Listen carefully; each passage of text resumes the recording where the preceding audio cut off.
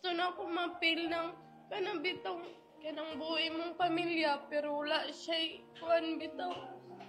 Kay maibog ko ng kuan bitaw nga anak kay na sila mama o papa. Kabuoy lang pamilya, pero biskan unsa na ako, lahi man jud ng stepfather o stepmother kung mupuyo ko sa akong papa. Stepmother na ako kay maldita po. Sa ako pong sa ako pong mama, ako stepfather po kay stricto.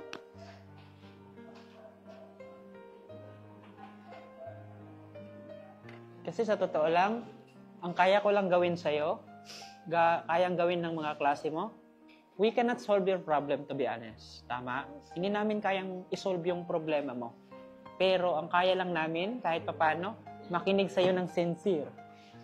Yung the way na may sinasabi ka sa amin, hindi ka namin i-judge. Yung may sinasabi kang problema sa amin, makikinig kami. Because I know, I cannot solve your problem. Kasi by the end of the day, ang makakasolve ng problema mo, si mama at si papa mo. Pero yun nga, nagdesisyon na sila. Yung isa, kinasal na. Si mama mo, wala na. Kasi ikaw yung tao na pag nasa labas ka, tawa ka ng tawa. Yes, sir. Pero sa likod ng tawa na yun, ang laki ng problema mo. Ito lang yung may papang-promise ko sa'yo. If may problema ka, pwede kang kumatok doon sa office ko. Then, you can open to me, walang problema. Hindi kita i-judge, hindi kita panin. Makikinig lang ako sa'yo.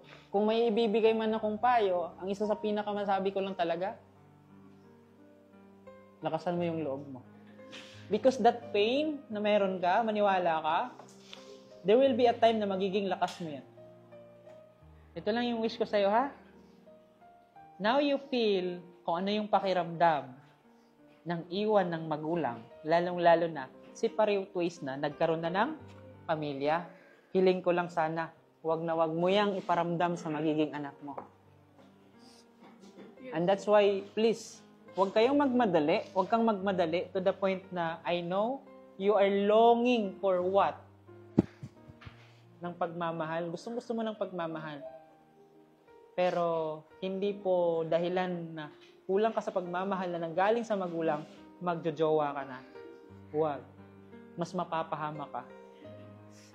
Grow yourself to the point na kaya mo, to the point na kahit papano, pag nagkapamilya ka, hindi nila maranasan yung naranasan mo. Pwede silang maghirap sa ibang bagay, mahirapan sa ibang bagay, pero sana huwag silang maghirap tulad ng paghihirap mo.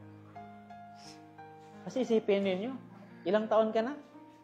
14. Ilang taon naghiwalay si mama si papa? 13 years na, sir. 13 years na. So it means 1 year old to 2 years old ka pa lang? 1 year pa dyan, sir. 1 year ka pa lang. Abot na ako og kuan. Pag abot na ako 3 years old na kuan ko nga nakasal na day akong papa sa lain. 9 months siyang iniwan. 3 years niyang nalaman na may pamilya ng bawat isa, lalo na yung pamilya niya. Ito lang yung masasabi ko. Ito lang yung natutunan ko sa kanya.